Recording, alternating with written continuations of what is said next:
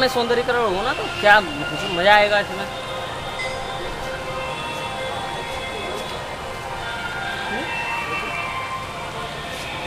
Photo ले लो, तुम्हारा खड़ा नहीं हुआ। देखते हैं।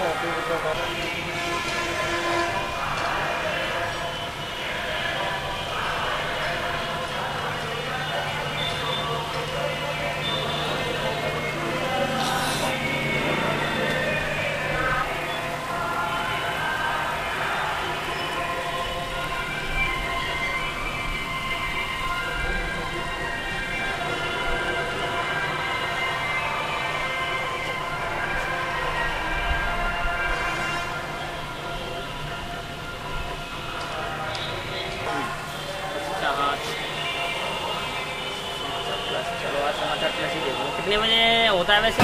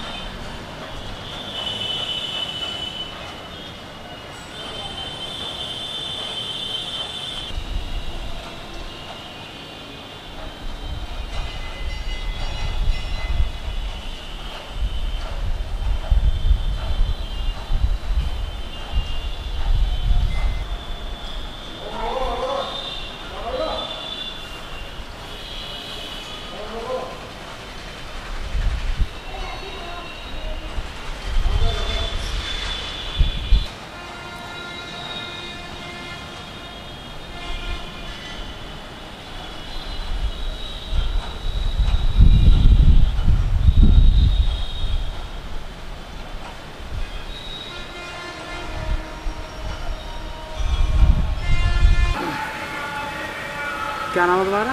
सौरभ चौधरी, जिला संयोजक हूँ विद्यार्थी परिषद से। सर ये आपके कॉलेज के पीछे जो तालाब है ताल, उसमें नवीनीकरण होने जा रहा है, क्या उससे आपकी कोई नुकसान है? हाँ, नुकसान तो हो सकता है। यदि यहाँ खुदाई होती है तो हमारी नीम उसी साइड में है, खुदाई होगी तो नीम को नुकसान होगा। और यदि ऐसा कहीं सुनने में आया है तो हम इस संबंध में नगर आयुक्त साहब से मिलेंगे और उनसे अनुरोध करेंगे कि कार्य इस तरह से कराया जाए कि हमारी बिल्डिंग को भी कोई क्षति न पहुँचे और कार्य भी सौंदर्यीकरण का पूर्ण हो जाए। क्योंकि जैसा कि तालाब में हमेशा पानी भरा रहता है, क्या उससे कभी नुकसान हुआ है? अभी तक तो नहीं हुआ। एक बार पहले इस साइड में एक दीवार गिर गई थी, वो मेरे कार्यकाल से पूर्व की बात है। उसको बाद में जीर्णोद्धार कराया गया, वो दीवार उठवाई गई। और पानी अब के इस बार तो इतनी बारिश नहीं हुई है। बारिश होती तो हमें कोई न कोई अपनी बिल्डिंग की सुरक्षा का इंतजाम करना पड़ता। इस बारे में पहले कभी शिकायत करी है?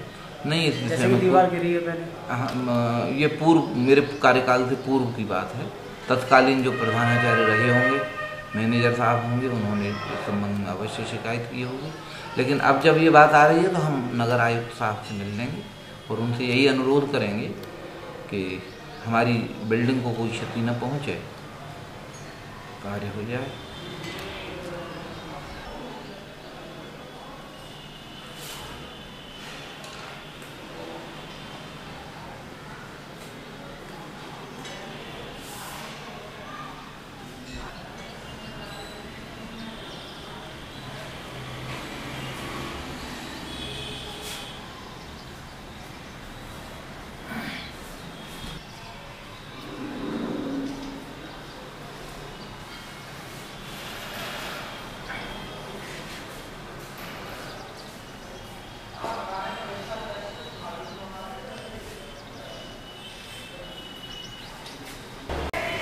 क्या नाम तुम्हारा?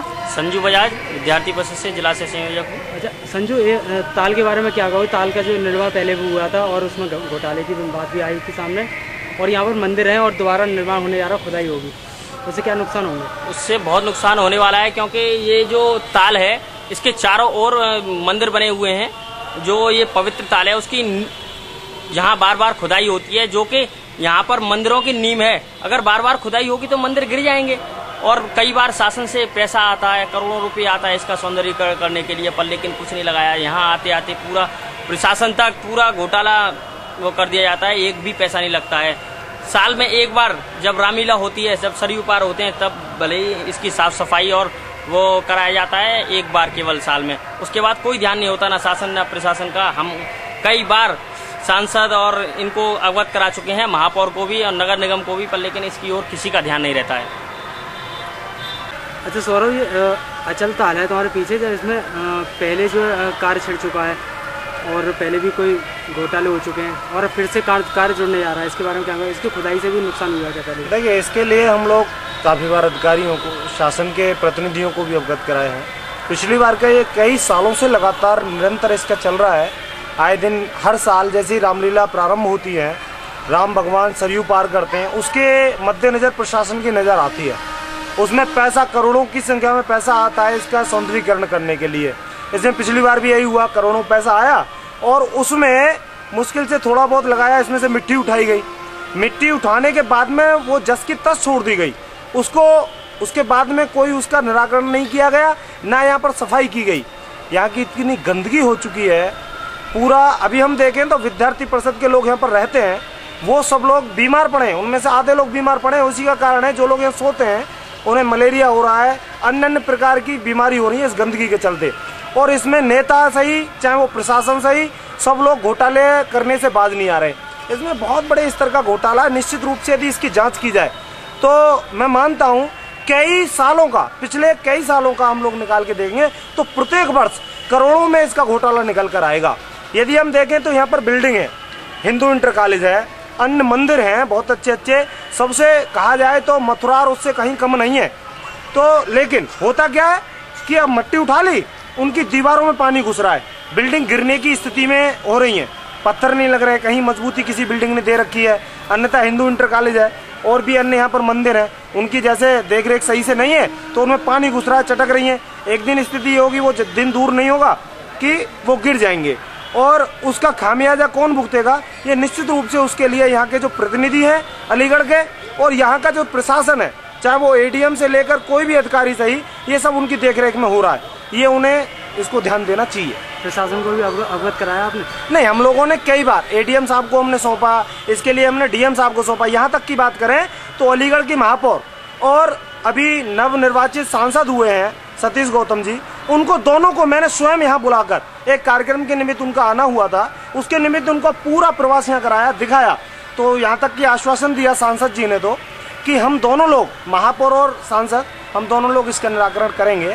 और उन्होंने तो ये भी मांग की है, वो बता रहे हैं कि हम उमा भारती जी का विजिट यहाँ कराने वाले हैं, ऐसा आश्वासन सांसद जी ने हमको दिया है। अचल ताल का विगत में आरईएस विभाग के माध्यम से कुछ कार्य कराया गया है, लेकिन वहाँ पे आसपास के जो बस्ती के लोग हैं, कुछ उनके सहयोग की कमी के चलते, कुछ इंक्रोचमेंट के चलते वहाँ पे अभी पूरी तरह से कार्य नहीं हो पाया है। तो अभी जिलाधिकारी महोदय की अध्यक्षता में एक बैठक हुई, उसमें हम लोगों ने तय किया है कि उसका जो अवशेष कार्य है उसको हम लोग टेकअप कर रहे हैं और ये बहुत जल्दी ही इस कार्य को हम लोग नगर निगम के माध्यम से कराने का प्रयास करेंगे। और उसमें जो क्षेत्रीय लोग हैं उनका भी सहयोग लेंगे, जिससे आसपास के जो मंदिरों की सारी गंदगी उस ताल में आती है वो ना आए। दूसरा, वहाँ के जो आसपास के क्षेत्रों का बरसाती पानी है उसको भी हम लोग अचल ताल में लेने का प्रयास करेंगे, जिससे कि कम से कम वहाँ पर वाटर रिचार्ज की समस्या न हो, क्योंकि आज की डेट में ट्यूबवेल के माध्यम से अचल ताल को हम लोग भरते हैं, तो इससे ग्राउंड वाटर का नुकसान होता है। तो इन विभिन्न पहलुओं पर हम लोग बहुत जल्दी प्रोजेक्ट बनवा रहे हैं और हम उम्मीद करते हैं कि बहुत जल्दी इसको हम लोग शुरू कर देंगे। सर, वहाँ पे बराबर में एक इंटर कॉलेज है और उसकी 8-10 मिनट पहले खुदाई भी कर दी गई है, तो कभी भी कोई हादसा बड़ा हो सकता है, कॉलेज गिर सकता है, स्टूडेंट पढ़ते हैं। मेरे संज्ञान में